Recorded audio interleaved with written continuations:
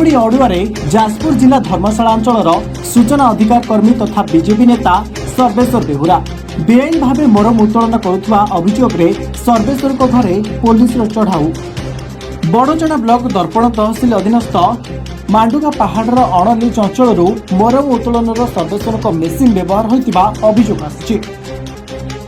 गतकाली दर्पण तहसिल प्रशासन और बालीचंद्रपुर पुलिस खबर पाई सदल बदल मांडुगा पहाड़ चढ़ाऊ कर पोकलिन मेसीन सह 5 गोटी हाइवा जबत करिछि। एने दर्पण तहसिलदार बालीचंद्रपुर थाना एक लिखित अभियोग बेआईन कार्य सर्वेश्वर को संपृक्ति थिबारु आज बालीचंद्रपुर पुलिस सर्वेश्वर जारका स्थित घरे एवं विभिन्न स्थान में पहुंची खोलताड़ करिछि बोली जाजपुर एसपी दिलीप अग्रवाल सूचना दैछन्ति। देखो एटा माने दर्पणी तहसीलदार गोटे एफआईआर देते से एफआईआर बेसिस रे केस एंड ते केस रो तदंत आ इनक्वारी विशेष रे इनवॉल्वमेंट जना पड़ुछ ताकू से इनक्वारी करबा टीम जाइतिला।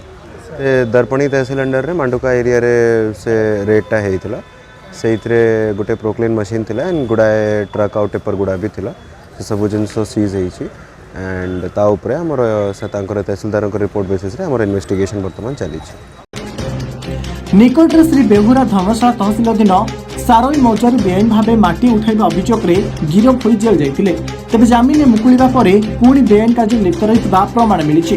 तेबे धर्मशाला तहसिल अंचल लघु खनिज द्रव्य लुटपाट होउतबा नै सर्वदा विभिन्न फोरम रे अभियोग करि आसुतबा श्री बेहुरा निजे बेआईन कार्य रे छंदी होई पड़तिबा नै चर्चा जोर धरिछि।